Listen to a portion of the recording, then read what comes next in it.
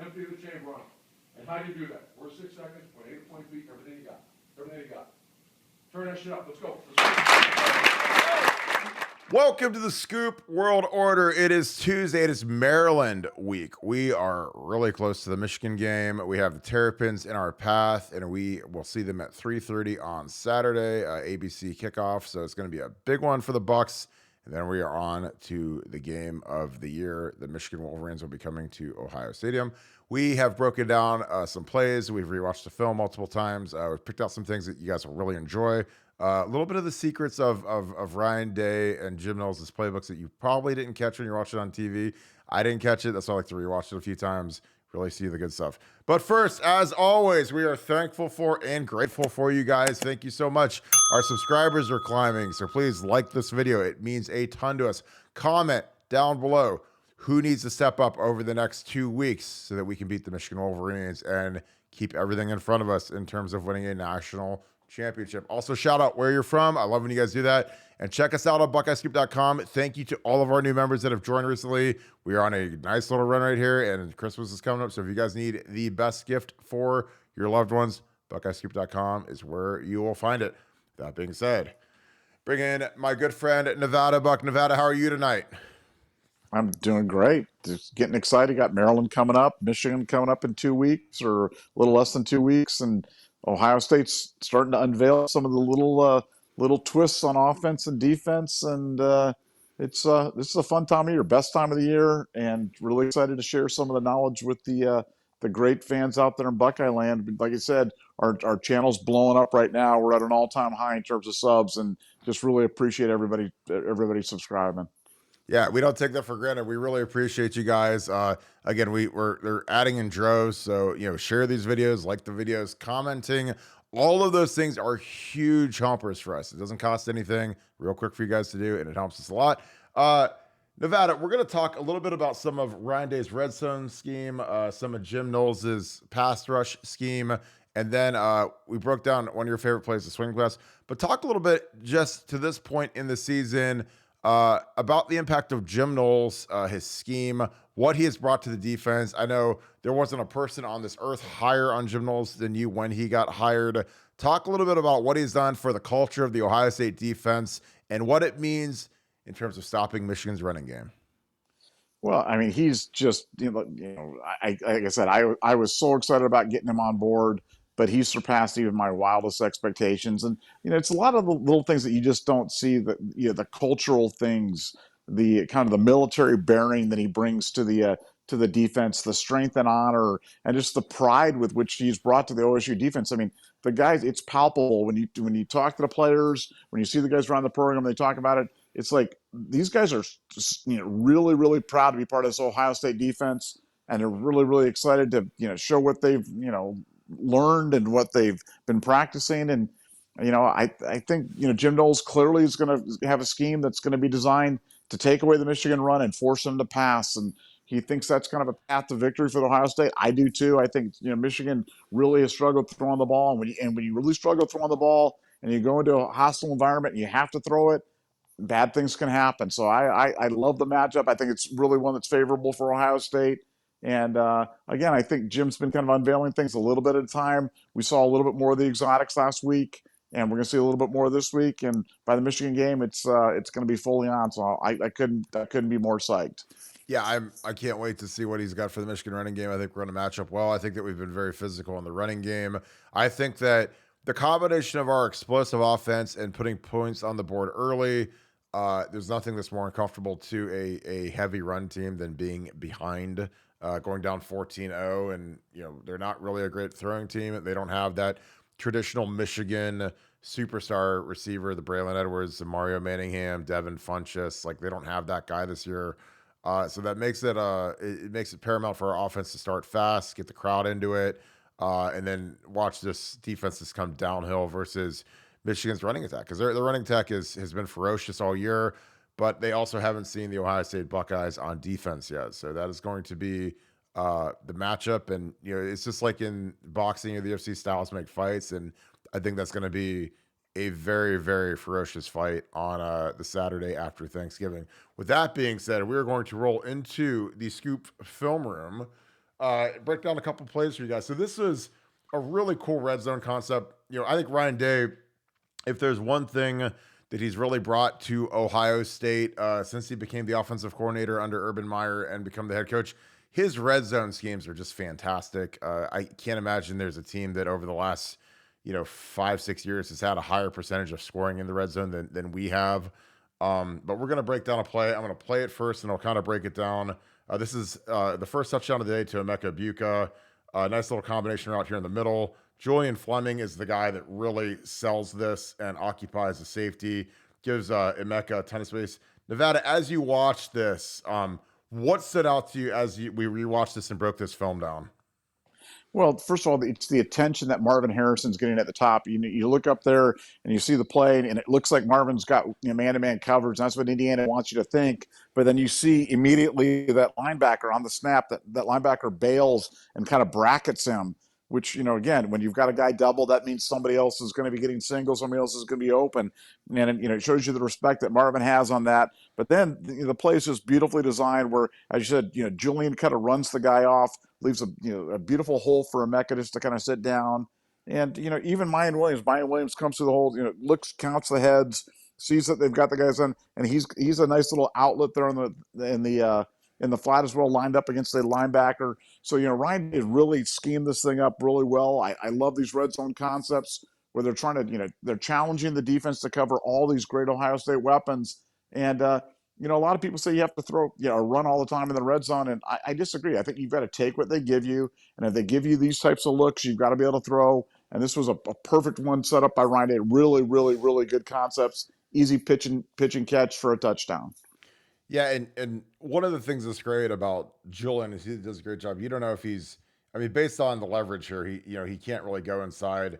But the thing that's beautiful is how he attacks the shoulder of the middle of the field safety and occupies him. So as soon as he turns and you have two guys on Julian, you obviously have two guys on Marvin at the top. Look at all this space Emeka has, and look at this throw lane that CJ has. This is space age level scheme. It's really good stuff by Ryan. Cade's is kind of the outlet. And a guy who really does a nice job is Mayan as well, because Mayan's they're running a 6-man protection.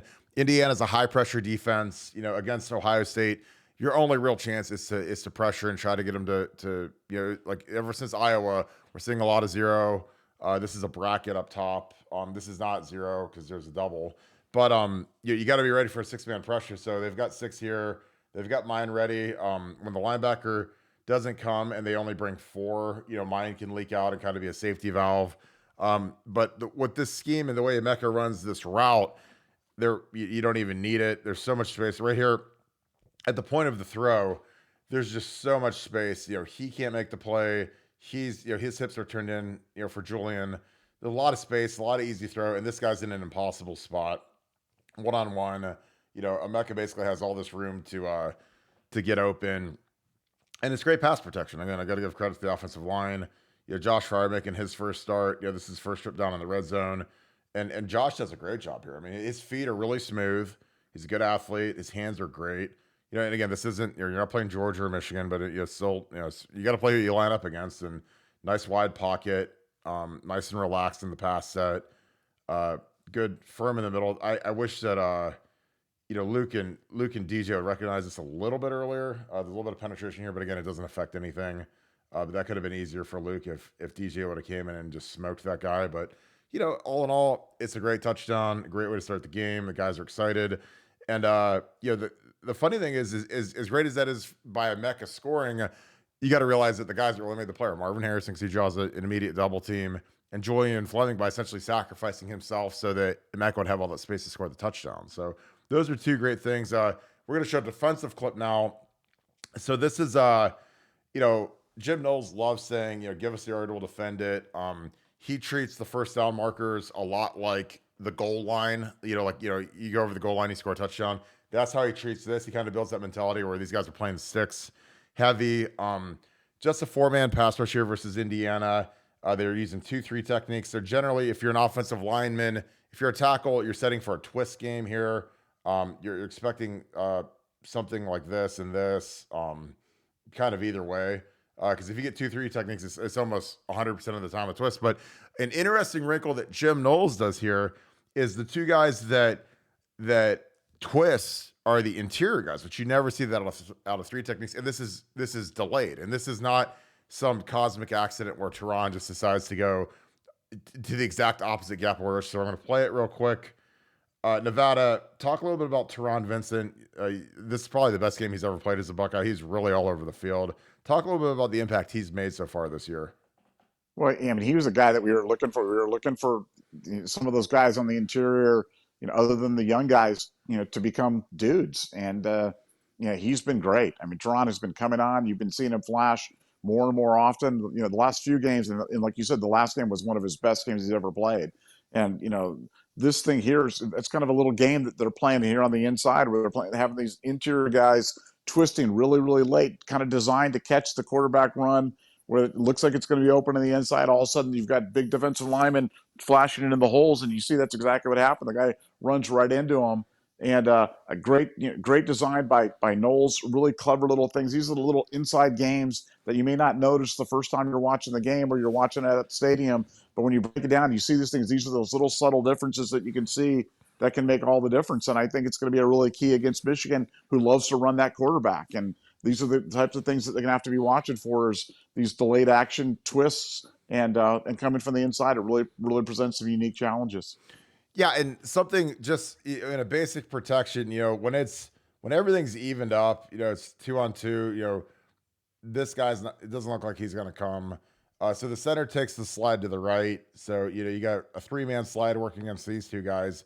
And then you have these two guys are manned up on this side. So when that happens, a lot of times, one of these guys will relax because they basically have an easy double team versus a 3 technique. Unless it's Aaron Donald, they're probably going to be able to lock him down pretty easy. But something that I love about Jim Knowles is he loves, and I mean loves, to mess with offensive linemen. It is his favorite thing to do in terms of, when I watch his scheme, I'll sit there and be like, damn, that's really hard. That'd be really hard to block, or that'd be really hard to go against, or that'd be really hard to, and it's just like, the way he makes it difficult to get a good flush double team because of how he angles guys, how he aligns guys, his jack defense that we've talked about a lot, which is it's like a 3-4 defense where Jack Sawyer's like a walk around guy. And he can kind of go wherever he wants and fit in the run game wherever he wants. Like, that is hard to account for. When you haven't practiced against it, it's really hard to get a good scout team look at, just because it's so unorthodox, but it's also sound. Like, the thing about Jim Knowles is he's very different, but his stuff is still sound. He's not just out there throwing stuff against the wall hoping that it works. It's stuff that, when you line it all up, the gaps are accounted for and the guys are playing hard, and a lot of it's hard. So, this is a great slide beater where, here, this is a man-on-man block. And I'm just saying, as an offensive lineman, I've never seen this before from 2-3 techniques. I've never seen 2-3 techniques. And it takes forever because they're usually two of the bigger, fatter guys on the field are slower. But the fact that Tehran, who's rushing, he's got a 2-way go here, literally is looping all the way to the opposite B gap. That is called, because you can't just do this. You can't just abandon your gap and go to the opposite. This isn't Madden and you're controlling the defensive tackle and you decide to have him go to the opposite gap. This is a delayed stunt. And again, here you've got these two guys, kind of double teaming Jerron Cage. This guard is taught to look out here and help this tackle, because if this tackle's having a problem, this guard's supposed to peel off and kill Zach Harrison. If Zach's getting loose here, he's going to peel off and kill him. So as he's looking out here, all of a sudden, Tehran shows up, which again, totally unorthodox, totally something that I haven't seen. And again, it's something that I think is ingenious, because a lot of times these two guys are just kind of soaking up blockers and they're kind of afterthoughts. But this is why Jim Knowles in Oklahoma State led the nation in sacks last year, because of stuff like this. So here, all of a sudden, this guard who's looking out at Zach, he's out here, all of a sudden, a D tackle appears in the gap. And he's like, where'd this guy come from? And then the guy that he was initially blocking goes, they switch gaps essentially. So this is amazing scheme. I love this. And then, it ends up being a sack, and this is something that, if this is a straight rush, it's probably a scramble. And I don't know if it's a first down. If this is a straight rush and he's not in the photo, I mean, he probably isn't going to get here against our 2 backers, but here we get a sack and, they're off the field and the stadium's energized and the guys are excited because they got a sack. So I love that scheme. JT mops it up. The last play we're going to break down. I call this the Nevadabuck special because there aren't any people on this earth that love swing passes and screen passes and misdirection to running backs more than Nevadabuck. Nevada, talk a little bit about this play. I'm going to let it roll. X-Man, Xavier Johnson, little swing, talk about it. Well, just such an elegantly simple play. Where you always talk about, one of the talking points for any offense is let's get the ball to our playmakers in space. I mean, nobody doesn't want to do that, but this is just such an easy way of doing it. It's a low risk, high return type of, almost like a long handoff where you're getting Xavier out there on the outside. You've got a couple of blockers. He's got the ball now. He can do his thing. He dips inside, brings the guys inside, and then dips it outside. Shows some speed, gets down the sideline, picks up about 30 yards, something, and it was just so easy. And I just think these are the kind of easy plays that Ohio State's got to hit down the stretch if they want to beat the Michigans, want to beat the Georgias, want to beat some of those other teams. You've got it. You can't make it hard. Don't make it the hardest way. Make it the easiest way possible. And you've got some running backs that can catch the ball. You've got Trey Henderson, who's got tremendous speed when he's out there. You've got Mine Williams, who's got great hands. You got Xavier, you've got Chip, you've got Down. These guys can all catch this pass. So when I saw this, I was like, wow, this was what I've been waiting for. I know they practiced it a lot. I still remember the first time I ever saw a swing pass at Ohio State was when Walt Harris came to run the offense for Ohio State. And so I still have fond memories of those things. But this one definitely warmed the cockles of my heart and was a wonderful play and a big gainer for Ohio State, one of the better plays they had the whole day. Yeah, and this is good protection by the offensive line. Nice, easy throw. Like when you run this play, you have to protect for about 1 second. So linemen love this play because really it puts the onus on the edge guys, on Cade and Emeka who are out here. This is fantastic by Emeka. Not only does he get his initial block, Cade's he's in space. This is tough. I mean, he gets his feet get crossed up a little bit. He's trying to seal the guy, and the guy kind of hits him with a little move, and Cade kind of looks like a pig on ice for a second, hits the ground. But hey, I mean, he gets in the way of the guy. The guy doesn't make the play, so that's a plus for assignment and probably a minus for technique. But Emeka does a great job of sustaining. This is a really hard block to get out on the edge because you have to hold this block for let's see how long when he engages. So 1, 2, 3, 4, 5. It's a 6-second block, and then he, when X dusts him, he goes down to try and help G out, downfield. And great job by G. I mean, look how far down G is. I mean, where does he come? I mean, look at G. G comes from the backside, the backside receiver, tight end position. This is the cool thing about when you have these super athletic tight ends like Cade Stover and G is we literally line him at receiver. So, I mean, if you just took a picture of this and you didn't know who was playing, you'd say this is 4 wide. It's like, no, it's actually 2 tight ends out here. And G is hauling it across the field, to try and pick off this far, that he's got the initial safety. And then he's, again, if G's got like a 10-second block where he's trying to, finish that guy off. And again, that's hard. So that's great effort by G.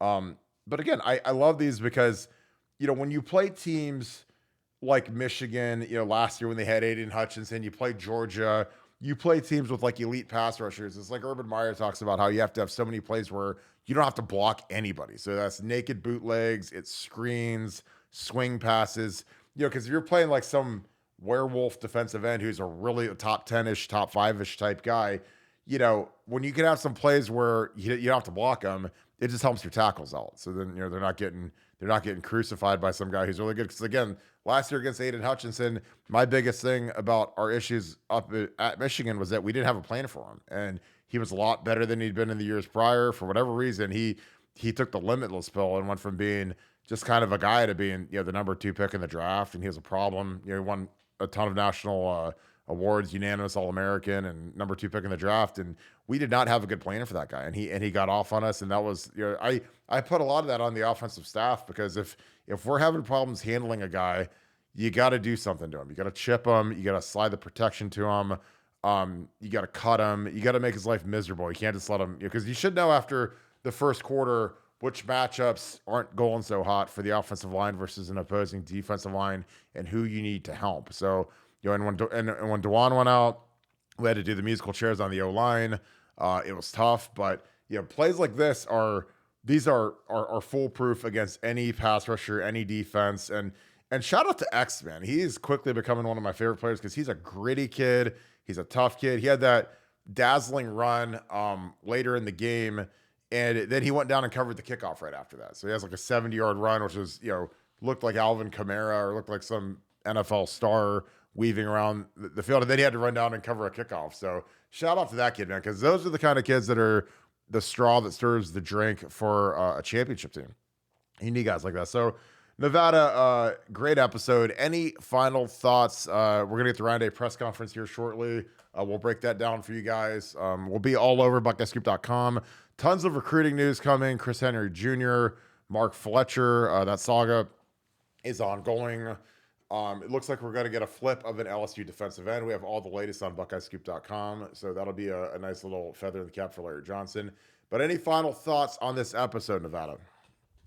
Again, I just think I enjoy so much kind of seeing the little things that, how this offense and defense are kind of evolving. And I love sharing it with the people. And again, I know he said earlier, but man, the response to these things has been great. Our channel's just been doing so well. And thanks to all the great people out there, and, our sites, just adding new members every single day. And like I said, I just really want to thank everybody for supporting us and letting us share some of our knowledge with it. It's really been a lot of fun. And this episode's been a lot of fun as well. So I really appreciate it. Yeah, absolutely. I love it. I'm going to wrap this thing up. Thank you guys so much for tuning into this. We appreciate you guys. As always, our site is blowing up. Our YouTube is blowing up. So please, if you enjoyed this, please leave us a like. It is a huge ad to help people find and get this video recommended on the front page of their YouTube channel. So thank you guys for doing that. Comment down below. Give me who needs to step up over the next 2 weeks for us to beat Michigan. And comment, who's your favorite player? I talked about Xavier. Sometimes I come up with a new comment at the end of these. But these guys that are these gritty, tough guys that really do a lot of the dirty work, and they've had some spectacular moments. That kid is a fantastic player, and he's a kid that would start and be a factor on a lot of Big Ten and top 10, top 15 teams. He just happens to be a part of one of the deepest teams in the country skill-wise, but he's an outstanding player. But give me those comments. If you enjoyed this, I'm telling you, this is just a little bit. This is the tip of the iceberg compared to BuckeyeScoop.com. That's where we put the great stuff. We are grinding on there every day, getting you guys the inside information you crave as we are heading into Maryland week and then into Michigan week. So if you guys haven't tried it yet, give us a try at BuckeyeScoop.com. We have a blast on there every single day. To our members that are already there, thank you so much. So thank you, Buckeye Nation, as always, and thank you, Scoop family. I hope you guys have a great rest of your day. I'll talk to you guys tomorrow. Go Bucks.